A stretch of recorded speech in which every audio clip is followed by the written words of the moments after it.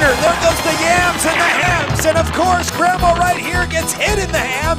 Bambi is just as shocked, looking at them like, what the f are you guys doing here? Decides to take the detour route, and for that reason, we gotta do it. We now throw it to Ludacris. Hey, what's up guys? It's your boy A1 Solution. Join in on the spooky, the paranormal, the creepy, the weird, the downright paranormal. Click now or your ghost in your closet might do it for ya. So make sure you subscribe. And hey, what's up guys? This is your boy A1 Solution. I decided to ask AI, hey, give me a story. And guess what? We got a story here for ya. We got a little horror story. AI made horror for me. Okay, so this is called The Haunting of Willow Creek. Willow Creek was a small, secluded town nestled in the dense forests of the Pacific Northwest. Known for its picturesque landscapes and tranquil atmosphere, it was a place where everyone knew each other, and the community was tight-knit. However, beneath its serene exterior, the town held a dark secret, one that was whispered about in hushed tones and never spoken of openly. The legend spoke of an old mansion on the outskirts of the town known as Ravenwood Manor. Built in the late 1800s, it had once been the home of a wealthy Ravenwood family, but tragedy struck when the youngest daughter, Eliza, disappeared without a trace one stormy night. Her body was never found, and the family, consumed by grief, abandoned the mansion, leaving it to decay. Years passed, and the mansion became a local legend, a place where children dared each other to go, but where none dared to stay for long. The townsfolk claimed they could hear Eliza's laughter echoing through the trees on foggy nights, and some even reported seeing her ghostly figure wandering the grounds. One autumn, a group of college students, intrigued by the legend, decided to spend a night in Ravenwood Manor. They were skeptics, believing the stories to be mere folklore. Armed with cameras, recording equipment, and a sense of adventure, they set out to debunk the ghost stories once and for all. As they approached the mansion, the air grew colder, and an eerie silence fell over them. The once grand structure was now a skeletal ruin, with broken windows, overgrown vines clinging to its walls. Inside, dust covered everything. The smell of decay was overwhelming. They set up their equipment in the main hall, where portraits of the Ravenwood family still hung, their eyes seemingly to follow the intruders. As night fell, strange things began to happen. The temperature dropped dramatically, and a chilling wind seemed to blow through the sealed rooms. The students heard footsteps upstairs, but when they investigated, the hallways were empty.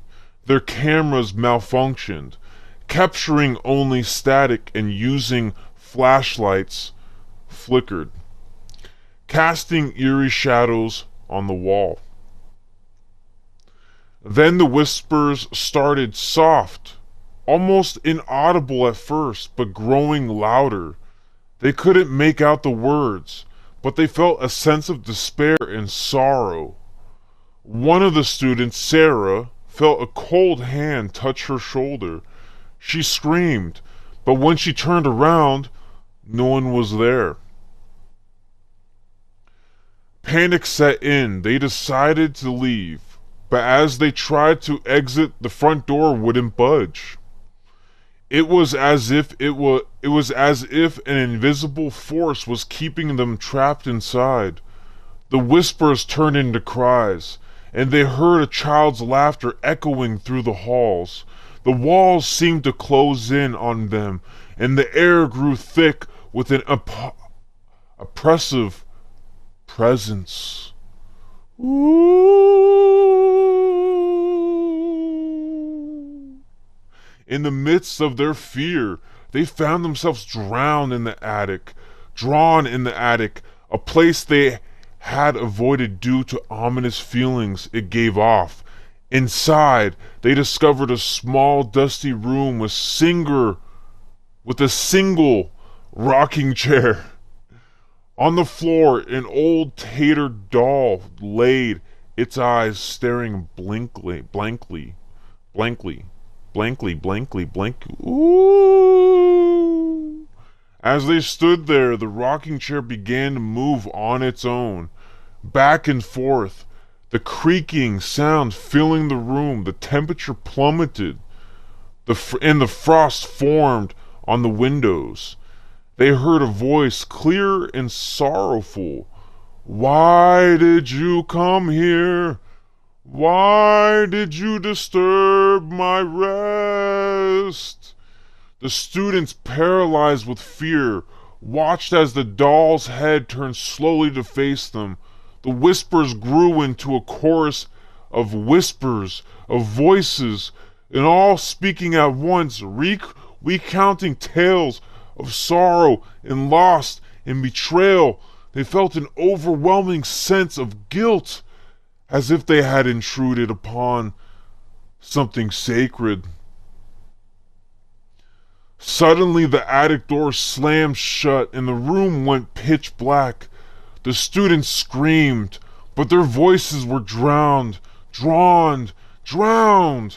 by a cacophony of ghostly wails. When the door finally opened, they were gone, leaving behind only their equipment and the rocking chair still moving in the silent room. The townsfolk of Willow Creek never spoke of the incident openly, but they knew the mansion had claimed more souls. The legend of Ravenwood Manor grew, and the eerie laughter of Eliza Ravenwood could still be heard on foggy nights, a reminder of the town's dark history and the price of curiosity. And so the mansion stood a silent sentinel at the edge of Willow Creek, its secrets buried within its walls, waiting for the next group of brave or foolish souls to uncover its past.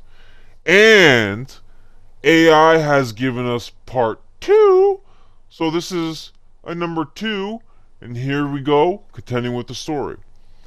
Years after the incident with the college students, Willow Creek seemed to have settled back into its quiet routine. However, the mansion at Ravenwood continued to be a point of fascination and fear. The stories of Eliza Ravenwood grew into folklore, with each generation adding their own twists and tales of encounters with the supernatural. One particularly curious individual was Thomas, a local historian who had grown up hearing the tales of Ravenwood Manor. Unlike the others, he was not content with just stories. He was not content with just stories. He wanted to uncover the truth behind Eliza's disappearance. Armed with old town records, diaries from the Ravenwood family, and his own skepticism, Thomas set out to investigate. His research led him to believe that Eliza's disappearance might not have been a simple case of child wandering off into the woods. There were hints of family disputes, hidden rooms within the mansion, and even rumors of secret society that the Ravenwoods were part of. Intrigued and driven by a need to solve this mystery, Thomas decided to explore the mansion himself, but with a difference. He would do it during the day, when the supernatural was said to be least active. On a crisp October morning, with the fog still clinging to the ground, Thomas made his way to Ravenwood Manor. The mansion looked even more foreboding in daylight, its shadows long and its silence profound. He brought along a camera, a notebook, a flashlight, just in case. Inside, the air was stale, filled with the dust of centuries. Thomas began his exploration methodically, starting from the ground floor and working his way up. He took pictures, made notes, and even sketched out the layout of the house. But it was when he reached the attic that something was not right. Something took a turn. The attic was, as he had expected, filled with old furniture covered in dust sheets, broken tools, toys, trunks of forgotten belongings. But one corner of the attic was different. It was cleaner, and there was a distinct feeling of being watched. Thomas approached this area cautiously, his heart pounding with a mix of excitement and fear. There, hidden behind an old wardrobe, he found a small door. It was locked, but the key was still in it, as if waiting for someone to discover it. With trembling hands, Thomas turned the key and opened the door. Inside was a small room unlike any other part of the house. It was well preserved, with walls covered in childish drawings and a small bed neatly made. This, he realized, was Eliza's secret hideaway. On the bed lay a diary, its pages yellowed but intact. Thomas read through it, his eyes widening with each entry. Eliza had not been a typical child. She was curious, intelligent, and had discovered something about her family that led to her disappearance. The last entry spoke of a secret her father was keeping, something about a hidden treasure or a curse that had been placed on their lineage. As Thomas read, the temperature in the room dropped, and he felt the familiar chill of the supernatural. He looked up to see the rocking chair moving gently on its own, just as the students described. But this time there was no fear, only a profound sadness. He felt a presence, not malevolent but sorrowful. "I'm here to help," Thomas whispered into the cold air. "I want to find what happened to you, Eliza." The room seemed to respond. The rocking chair stopped. The chill lessened. Thomas knew then that he was on the right path. He took the diary with him, vowing to uncover the full story of Eliza Ravenwood. Over the next few months, Thomas pieced together the puzzle. Eliza's disappearance was linked to the feud over the family's wealth and secrets that involved not just the Ravenwoods, but several influential families. Sorry, it's spelled weird. Families in Willow Creek. The mansion was not just haunted by Eliza, but by the weight of generations of secrets and betrayals. Thomas's findings were published, shedding light on the dark history of Willow Creek. The town, though shaken by the revelations, found a new respect for the haunted mansion. It became a place of remembrance rather than fear, a monument to the past mistakes and the lost souls who still wandered its halls. And so Ravenwood Manor stood as a testament to history, its secrets now particularly revealed, its ghost perhaps finding some peace in the truth finally being told. The laughter of Eliza Ravenwood still echoed on foggy nights, but now it carried a note of relief as her story at night at last had been heard. And not only did I say, hey, that's not it. We can't end it like that. We can't have no peace with this.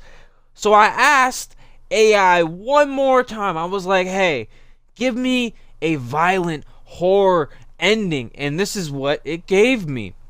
Here's the ending to the story, and thank you for watching. Make sure you like and subscribe down below. Thomas's revelations had stirred up something deep within the walls of Ravenwood Manor. The town had begun to see the mansion not just as a historical site, but as a place where the past grievances were far from settled. One stormy night, as Thomas was finalizing his manuscript in his study, the lights flickered and went out. The wind howled through the night, carrying with it a sense of dread. Thomas, now familiar with the supernatural, lit a candle and continued his work. The only sound, the scratch of his pen was on a paper. Suddenly, a cold gust swept upon his room, extinguishing the candle. In the darkness, whispers began, low and menacing, growing into a cacophony of voices from the past. Thomas felt a presence behind him, the air thick with malevolence. He turned, but saw nothing. The chilling laughter of children, not playful but filled with dark intent, echoed around him. Determined, Thomas relit the candle. As the flame flickered to life, he saw figures in the shadows. Not just Eliza, but others twisted by rage and sorrow. They were spirits of those wronged by the Ravenwood secrets, bound to the mansion by the curse Eliza had uncovered. The room's temperature plummeted, frost forming on the windows. The spirits moved closer, their forms becoming more defined, eyes glowing with a vengeful light. Thomas felt their collective plan became a collective pain. Their anger directed not just at him, but at anyone who dared disturb their internal rest. Among them, Eliza appeared, her once innocent face now twisted into something otherworldly. She pointed at Thomas, her voice a mix of childlike innocence and ancient fury. You've uncovered our secrets, but you've also unleashed our wrath. In a sudden, violent surge, the spirits attacked. Objects in the room lifted, swirling in a vortex around Thomas. Books flew off the shelf, striking him. The desk where he worked flipped over. Thomas tried to run, but the door slammed shut with a force that shook the house. The ghosts, now in a frenzied state, tore at him, not with physical hands, but with waves of cold, slicing through him with like icy blades. Thomas screamed, the sound mingling with the eerie laughter and cries of the spirits. His blood began to freeze in his veins, his breath turning to a mist in the sub-zero air. As Thomas collapsed, the spirits converged, their forms merging into a dark, swirling mass that enveloped him. His last sight was Eliza, her eyes now black voids, as if looking into the abyss itself. With his final breath, he understood the curse was not just about revealing secrets, but about retribution for doing so. The next morning, Thomas was found dead in his study, his body frozen, his face locked in like a scream. His manuscript lay open beside him, the last words written, a shaky hand, "Forgive me, I have awakened the wrath of the past." The townsfolk whispered of Thomas's fate, a grim reminder that some secrets are better left buried. Ravenwood Manor stood silent once more, its secrets now sealed with blood, its ghosts forever guarding their dark legacy. And on stormy nights, the laughter of Eliza Ravenwood could still be heard, now a chilling reminder of the horror that awaits who dare to delve too deep into the darks shadows of Ravenwood Willow Creek. And anyways, though, that is an AI story. I felt like this would be kind of cool. Asking AI to give me a horror story, and this is what it gave us. It gave us a little horror story. Hopefully you liked it. A little different. Yeah. Make sure you like and subscribe. This is your boy A1 Solution. We out here kicking butt, saving the day, knowing it's how to battle. And stay you, be you. Love yourself, self-care, and stay hydrated, man. Stay hydrated. And see you in my next video. Goodbye.